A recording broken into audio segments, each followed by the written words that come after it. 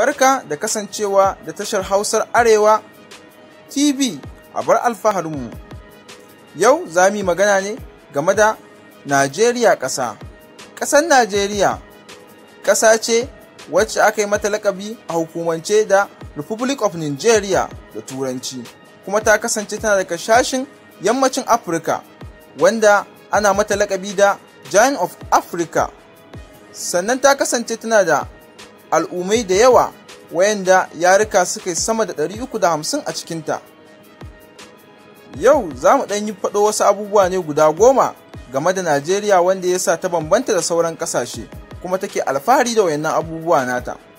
Na ɗaya daga cikin abubuwan da Najeriya take alfahari da shi shine ta kasance ta 7 a cikin ƙasashe mafiya yawa a duniya, domin tana da mutane suka kai aƙalla miliyan 200 a cikinta, wayanda hakan ma ba iddade ba saboda yawan haihuwa da 'yan ƙasar suke da shi da kuma yawan al'ummarta.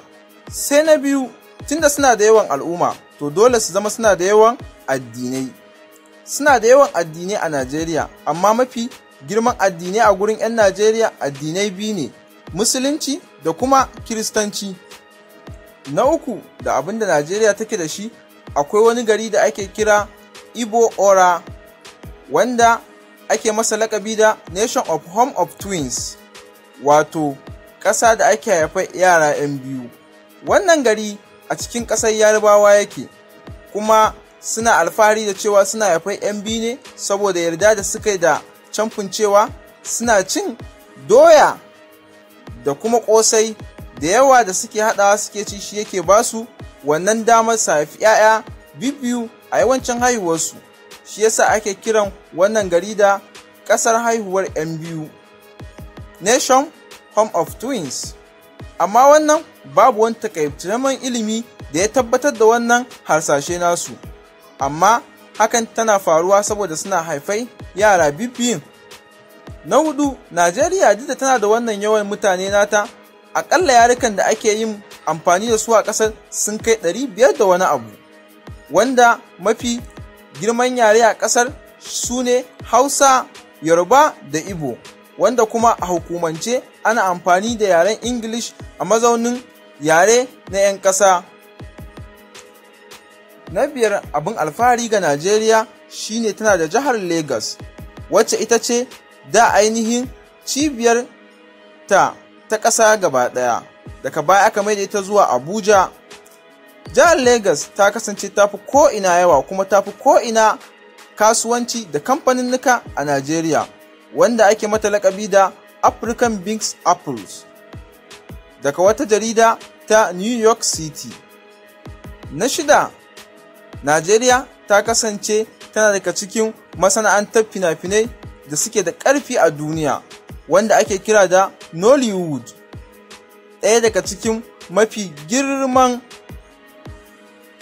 masana'antar fina-finai ta duniya idan ka cire masana'antar fina-finai ta India, Bollywood. Sai na 7, alfahari ga Najeriya.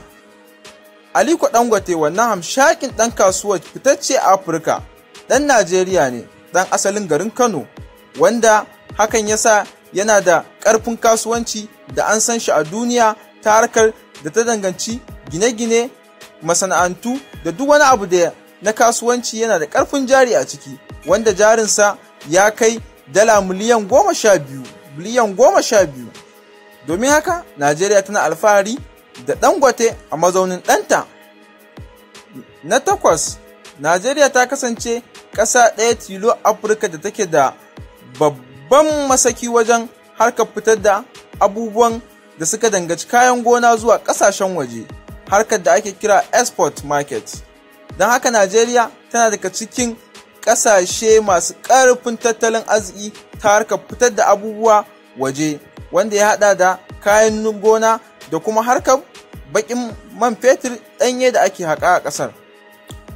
Sai na 9, kamar yadda a wasu ƙasashen na Afirka ba su yadda da yin amfani da hannun hagu ga al'amuransu ba, haka 'yan Najeriya da yawa ba su ɗauki hannun hagu a mazaunin abin da za su yi amfani da shi wajen cin abinci ba, ko gaisawa ko karɓar hannu. Suna amfani da hannun dama ne wajen yin duk wani al'amura nasu.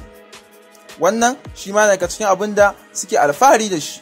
Na 10, tun daga lokacin da Najeriya ta sami 'yancin kanta a shekarar 1990, Najeriya ta kasance tana nan ga ƙungiyar nan ta British Commonwealth, wanda take da ƙasashe 53 a ƙarƙashin wannan ƙungiya. Sannan kuma tana daga cikin ƙungiyar nan da ake kira African Union.